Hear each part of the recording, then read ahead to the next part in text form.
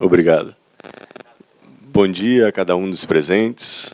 Eu, inicialmente, agradeço o convite que me foi feito pela ABRADT para presidir, coordenar esse painel, e o faço na pessoa do seu presidente, Walter Lobato, e muito especialmente também do vice-presidente, professor Rafael Frattari, com quem tive o prazer de trabalhar durante alguns anos.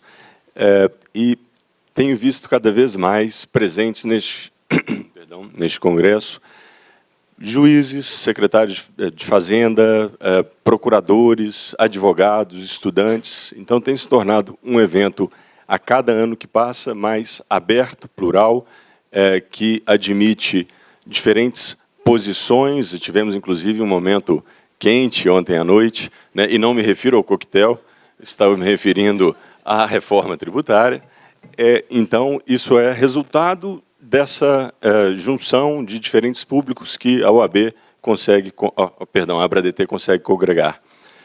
Bem, sem mais delongas, eu passarei a palavra na sequência para o Dr. Breno falar sobre o conceito de habitualidade estabelecido pelo Supremo Tribunal Federal no recurso extraordinário 565-160 e o impacto nos julgamentos do STJ sobre o tema. Lembrando a todos que esta é uma mesa de tributação sobre folha de salários, uma temática que está em voga neste momento, em discussão de reforma tributária, sobre desonerar ou não a folha de salários, não é?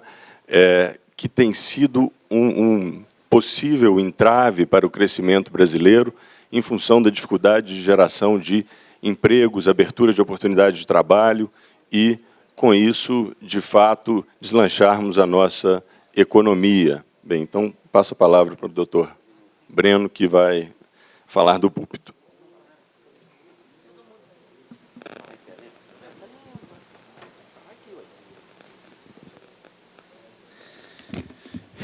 Muito bom dia. Bom dia a todos os presentes, todos os colegas. De igual forma, gostaria de cumprimentar toda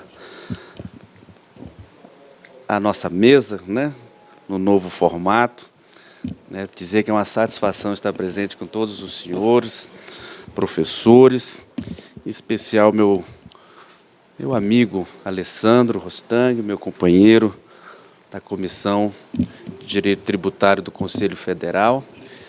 Quero, honestamente, agradecer o convite e parabenizar de público toda a diretoria da ABRADT pelo pujante, relevante evento que anualmente se repete aqui em Belo Horizonte.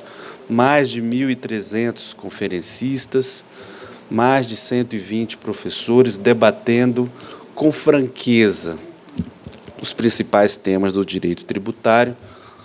Ao diretor Frattari presente, receba e transmita toda a minha felicitação. O professor Walter Lobato foi muito feliz na formatação deste painel,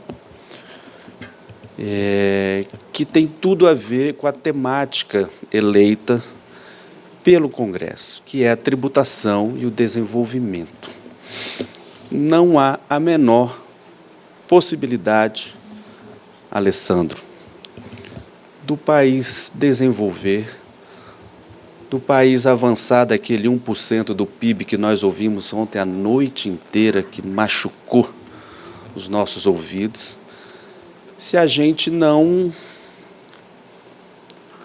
ajustar, porque eu não consigo ver como acabar, mas pelo menos ajustar a tributação sobre a folha. Fiz uma pesquisa rápida ali na antessala, parece-me, se eu estiver errado, os colegas me corrijam, 30% da arrecadação, 30% da arrecadação tributária vem da tributação sobre a folha. E ontem, quando nós vimos os palestrantes, que foi quente, mas continuou a interrogação. Eu vi o deputado Raul falando, não, eu incorporei a proposta, mas a gente não vê no texto como é que vai ser essa tributação, essa desoneração. A gente só escuta nas manchetes, vamos desonerar quando é para ressuscitar a tributação sobre o pagamento, sobre o financeiro, a CPMF, de modo que, sem dúvida alguma, este é um painel tempestivo, atual, e que, nos debates da reforma tributária, ainda não está claro no âmbito das 3 ou 4 propostas apresentadas. Mas, avançando, pede o professor Walter para que nós abordemos o conceito de habitualidade estabelecido pelo Supremo Tribunal Federal e arremata pedindo qual será o impacto dessa interpretação constitucional a respeito deste conceito de habitualidade para os julgamentos em curso no STJ.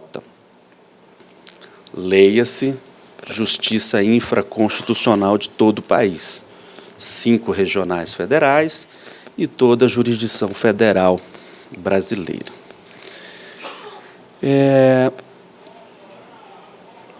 Quando eu comecei a idealizar a rota, né, da minha apresentação, eu, de plano, lembrei das nossas tarefas de casa nos nossos escritórios, né?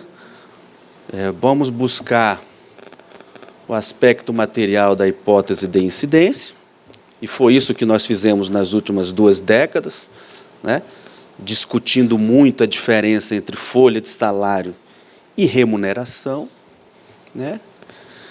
Mergulhando, né, nesse discurso de ampliar o conceito de folha de salário com as rúbricas ditas compensatórias, indenizatórias, né, auxílios, aviso prévio indenizado, terço constitucional, enfim, todos aqueles penduricalhos que acrescem à folha e que se chama de remuneração.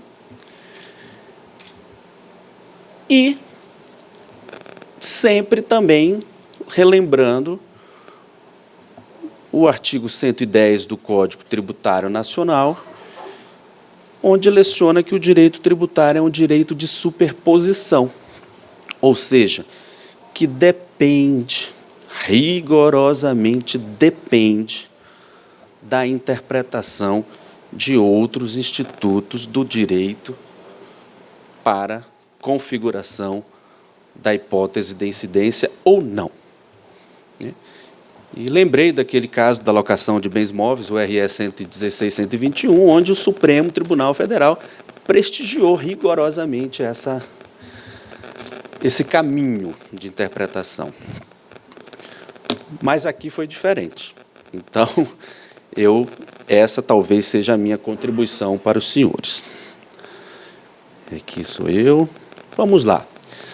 A Constituição Federal, no 195 originário, ou seja, antes da emenda 20 de 98, falava que as contribuições poderão incidir sobre, né, lucro, receita, faturamento e a folha de salários, né?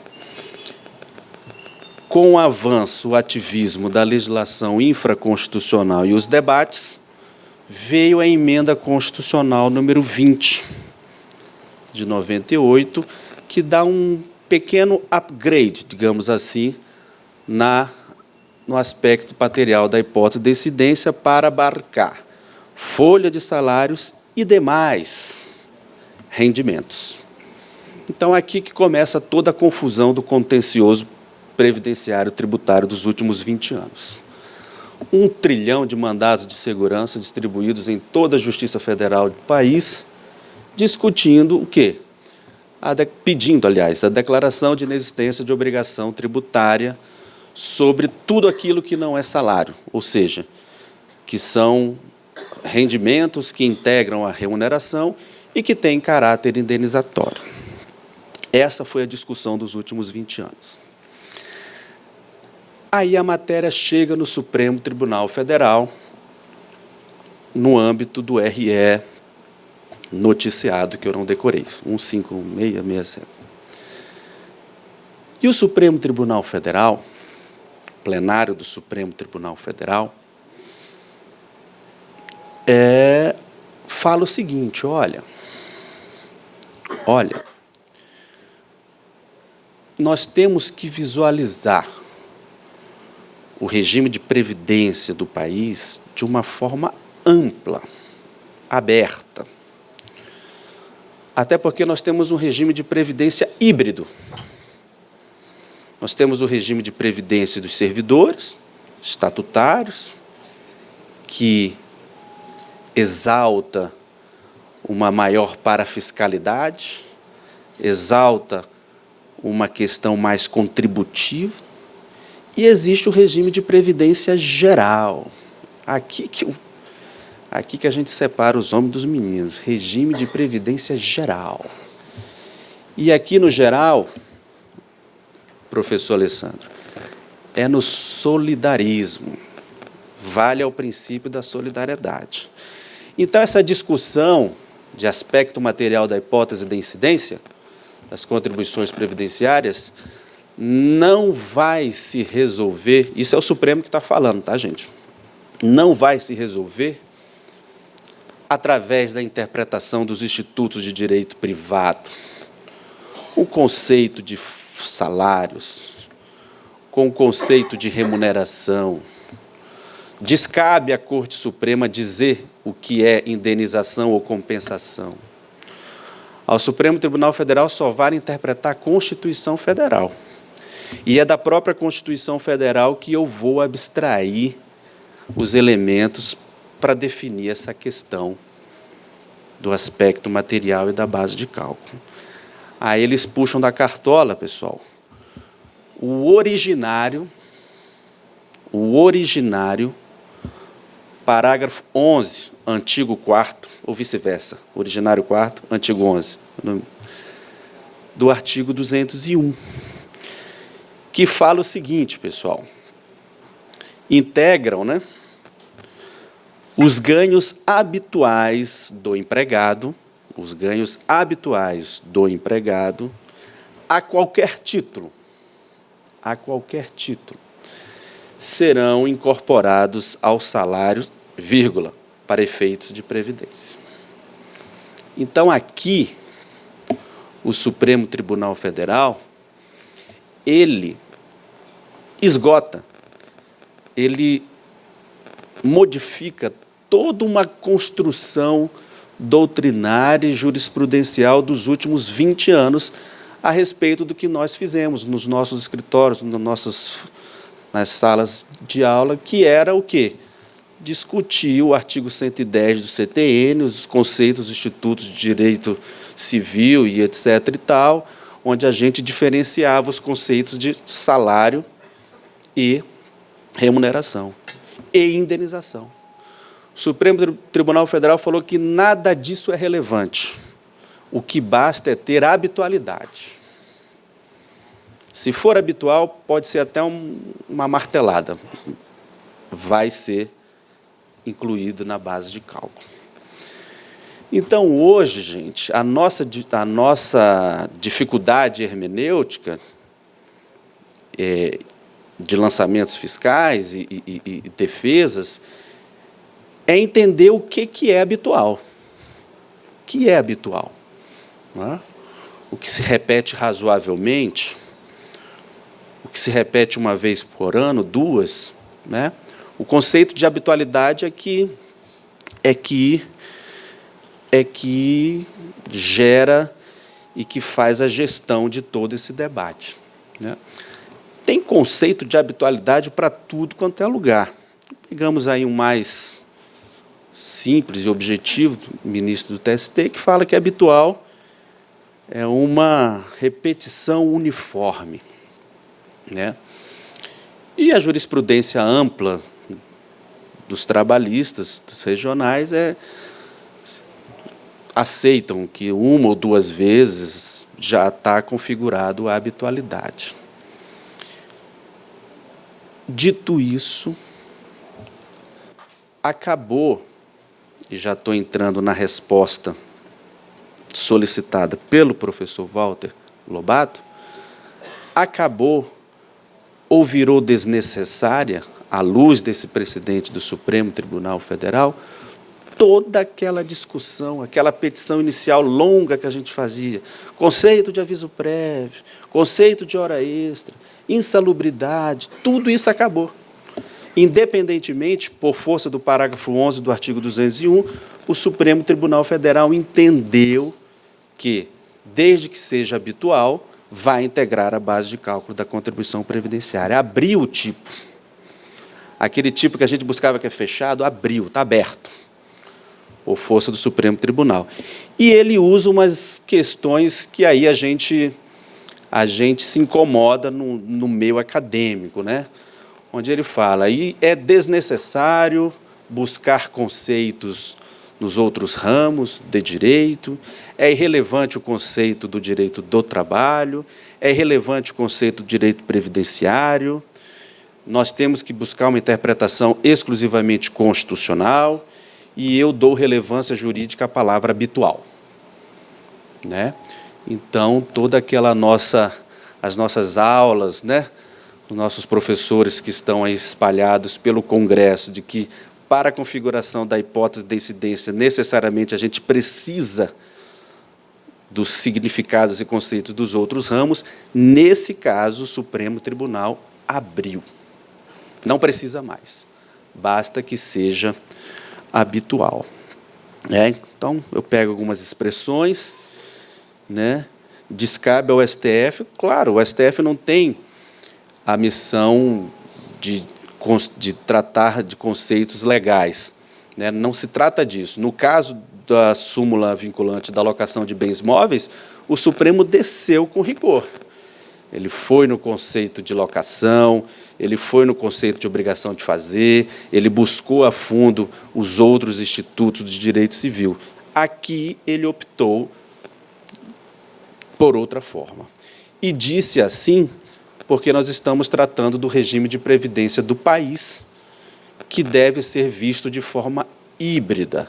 Nós não estamos tratando, diz o Supremo, do regime de previdência do estatutário, onde tem que exalta para a fiscalidade, etc. e tal. Nós estamos tratando também do regime amplo, geral, que exalta o princípio, mais uma vez, da solidariedade, do solidarismo no país, né?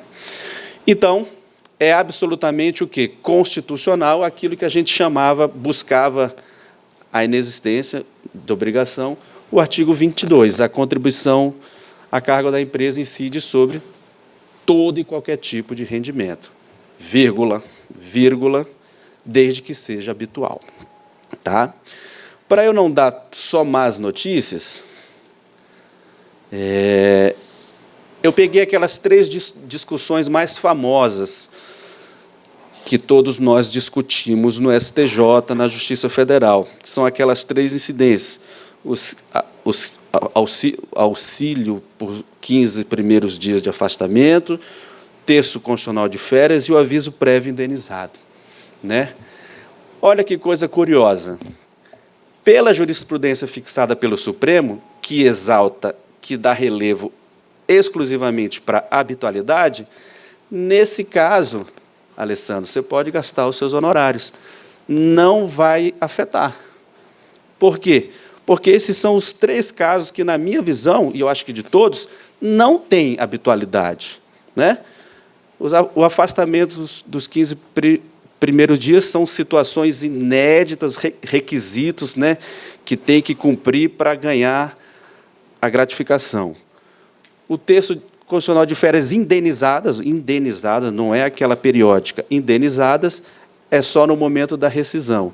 E o aviso prévio também não se faz com periodicidade, porque é tão somente no momento da rescisão. Então, o precedente do Supremo Tribunal Federal vai ter impacto nas decisões do STJ? Vai. Da Justiça federal do país? Vai. Por quê? Porque acabou a discussão a respeito de indenização e compensação. O que vale é a habitualidade. O precedente do Supremo vai impactar nas principais questões da jurisprudência, que são essas 3 rúbricas? Não, não vai, porque essas 3 não têm habitualidade. Tá certo, pessoal? Essas são as minhas singelas contribuições, e a crítica que eu gostaria de levantar é essa mudança, né, de interpretação do Supremo Tribunal Federal. Tomara que eles não estejam me escutando aqui, né, mas uma hora eles dão valor jurídico ao artigo 110 do CTN para fixação de hipótese de incidência fiscal. E, numa outra hora, eles falam, não tem aplicação nenhuma aqui, nós temos que analisar a hipótese de incidência tributária de acordo com o regime de previdência, que é híbrido, que é misturado, que é confuso no país. Então, são 2 matrizes distintas, né, eleitas para se definir, insisto, aspecto material da hipótese de incidência tributária. Tá? Com essas contribuições, eu agradeço.